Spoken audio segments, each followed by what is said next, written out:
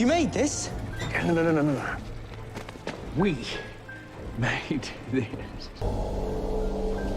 ये कहानी जैसे ही स्टार्ट होती है हम एक आदमी विक्टर फ्रैंकेनस्टाइन को देखते हैं जो कि एक मेडिकल स्टूडेंट है और ये अपनी लाइफ में कुछ बहुत बड़ा करना चाहता है। एक रात वो सर्कस में जाता है जहाँ पर एक खूबसूरत लड़की अपनी परफॉर्मेंस दिखा रही होती है और इसी परफॉर्मेंस के दरमियान ये लड़की काफी ऊंचाई से नीचे गिर जाती है जिसकी वजह से इसे काफी चोट भी लग जाती है। यहीं पर हम इगोर को भी देखते हैं जिसको कुछ बैक प्रॉब्लम है, इसकी कमर झुकी हुई होती है जिसकी वजह से ये सही नहीं चल पाता। ये इस लड़की को बहुत पसंद करता है। गिरने की वजह से ये लड़की सांस सही से ले नहीं पा रही थी, लेकिन इगोर समझ जाता है कि उसे क्या प्रॉब्लम है और उसको कैसे ठीक करना है। क्योंकि इगोर को ह्यूमन स्ट्रक्चर की काफी नॉलेज थी। ये सब इसलिए था क्योंकि वो कुबड़ा इंसान था, उसकी कमर झुकी हुई थी और उसको ठीक करने के चक्कर में उसने बहुत सी स्टडी कर रखी। उसके पास डिग्री तो नहीं थी पर वो किसी डॉक्टर से कम नहीं था और कुछ ही देर में वो उस लड़की की जान भी बचा लेता है और ये लड़की दोबारा से सांस लेने लगती है। विक्टर फ्रैंकेनस्टाइन भी ये सब कुछ देख रहा होता है और काफी हैरान होता है। वो इगोर के पास जाता है और उसे कहता है कि ये सब तुमने कैसे किया। वो बताता है कि ये मैंने बहुत सी बुक्स पढ़ रखी हैं। विक्टर उसको कहता है कि तुम सर्कस में अपना वक्त जाया कर रहे हो, अपना टाइम जाया कर रहे हो, तुम मेरे साथ चलो, मैं तुम्हारी नई जिंदगी बना दूंगा। ये सब बातें वहाँ का रिंग लीडर यानी कि रिंग मास्टर भी सुन लेता है जो उस जगह का ऑनर है। उसको बहुत गुस्सा आता है क्योंकि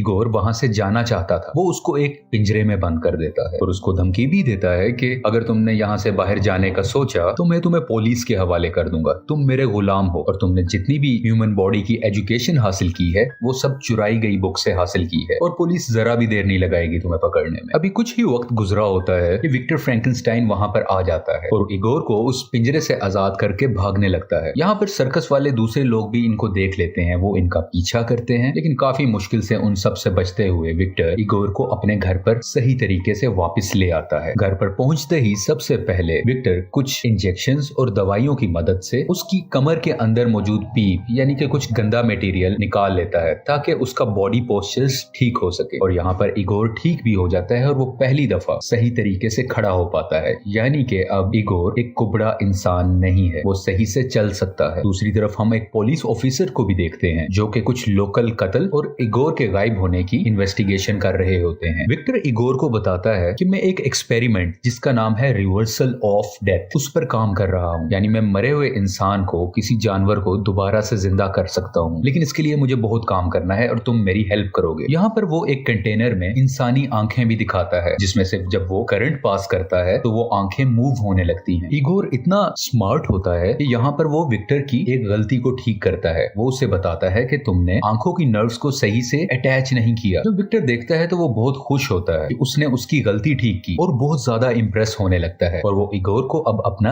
असिस्टेंट बना लेता है। अब कुछ वक्त गुजरने लगता है। यहाँ पर ये दोनों मरे हुए जानवरों के बॉडी पार्ट्स को जिंदा करते हैं। ये दोनों डिफरेंट बॉडी पार्ट्स की मदद से एक जायंट चिंपैंजी बनाना चाहते हैं जो किसी मॉन्स्टर से कम नहीं होगा। ये साइंस को एक नेक्स्ट लेवल पर लेकर जाना चाह रहे होते हैं। काम करने के बाद विक्टर और इगोर एक पार्टी में जाते हैं जहाँ पर इगोर उसी खूबसूरत लड़की से मिलता है जिसको शुरू में हमने सर्कस में देखा था। वो लड़की इगोर को पहचान तो नहीं पाती, लेकिन इगोर अब भी उससे काफी मोहब्बत करता है, काफी प्यार करता है। यहाँ पर विक्टर उसको उस लड़की से दूर रहने के लिए कहता है। वो बताता है कि वो तुम्हारे लिए डिस्ट्रैक्शन है और तुम्हारा सारा फोकस उस लड़की पर गया तो तुम काम पर फोकस नहीं कर पाओगे। खैर अब ये दोनों अपने घर पर वापस आ जाते हैं। यहाँ पर पहली बार हम उस मॉन्स्टर्स चिंपैंजी को देखते हैं जो मुख्तलिफ इलेक्ट्रिक वायर्स में जकड़ा होता है। अब इलेक्ट्रिसिटी गुजारने का टाइम है। इस मरे हुए चिंपैंजी से इलेक्ट्रिसिटी गुजारी जाती है ताकि वो फिर से जिंदा हो सके। इगोर काफी कंफ्यूज हो रहा होता है यहाँ पर, लेकिन उसकी कंफ्यूजन उसी वक्त दूर हो जाती है जब मरा हुआ चिंपैंजी मूव करने लगता है, यानी कि इनका एक्सपेरिमेंट कामयाब हो चुका है।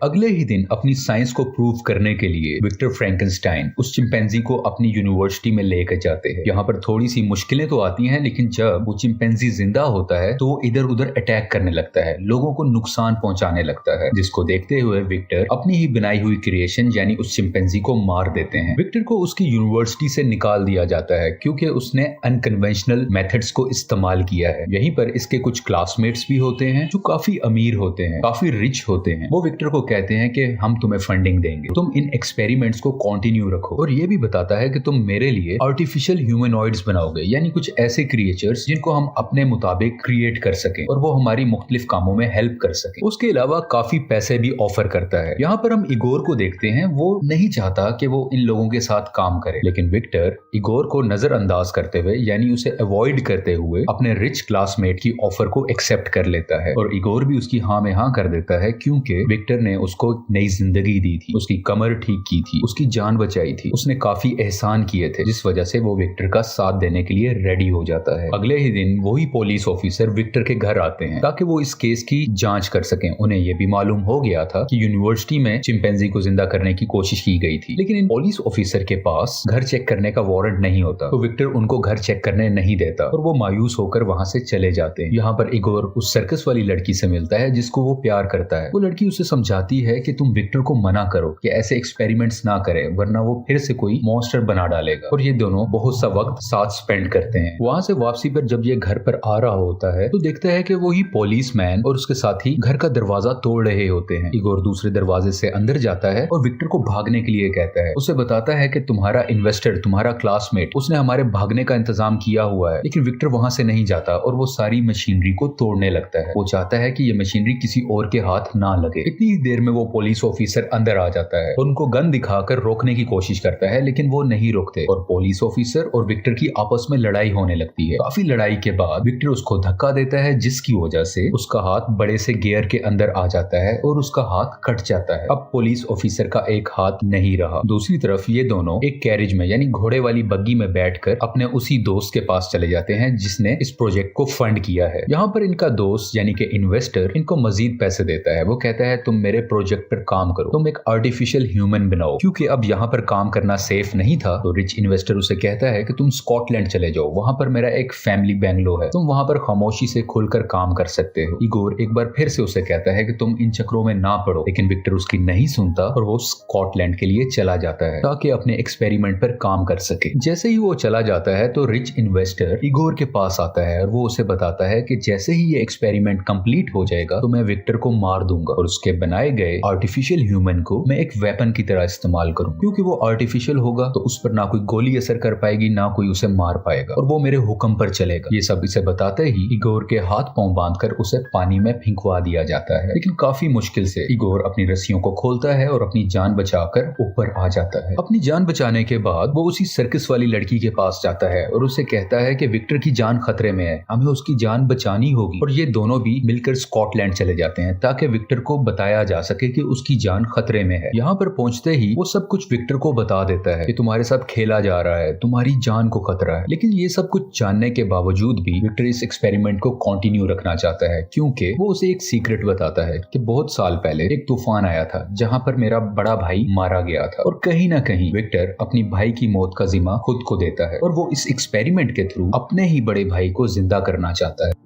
कुछ ही देर में वो इन्वेस्टर और पुलिस ऑफिसर भी यहाँ पर पहुंच जाते हैं जबकि विक्टर अपना एक्सपेरिमेंट कर रहा होता है। एक्सपेरिमेंट के दौरान बहुत ज्यादा ओवरलोडिंग हो जाती है, यानी बहुत ज्यादा बिजली जनरेट हो जाती है, जिसकी वजह से हर जगह तबाही मचने लग जाती है, हर चीज तबाह होने लगती है और उनकी मशीन काफी ज्यादा ब्लास्ट हो जाती है और इसी ब्लास्ट की वजह से उस इन्वेस्टर की यहीं पर मौत हो जाती है। पुलिस ऑफिसर विक्टर को कहता है कि इस सब तबाही के पीछे तुम हो, तुम्हारी वजह से ये सब कुछ हो रहा है। और इसी बातचीत के दरमियान वो बनाया गया मॉन्स्टर अपनी जगह से उठता है और मूव करने लगता है। विक्टर कहीं ना कहीं खुश होता है कि शायद उसका बनाया गया एक्सपेरिमेंट कामयाब हो गया है। विक्टर उस मॉन्स्टर से बात करने की कोशिश करता है लेकिन वो कुछ भी नहीं बोलता और वो मॉन्स्टर एक ही जगह पर खड़ा रहता है। पुलिस ऑफिसर काफी डरा होता है क्योंकि ये मॉन्स्टर काफी खतरनाक लग रहा था और वो अपनी गन निकालकर उसकी तरफ शूट करता है, जिससे उस मॉन्स्टर को काफी दर्द होता है और वो उस पुलिस मैन पर अटैक करता है और उसको मार देता है। उसके बाद ये मॉन्स्टर विक्टर और इगोर से भी लड़ने लगता है,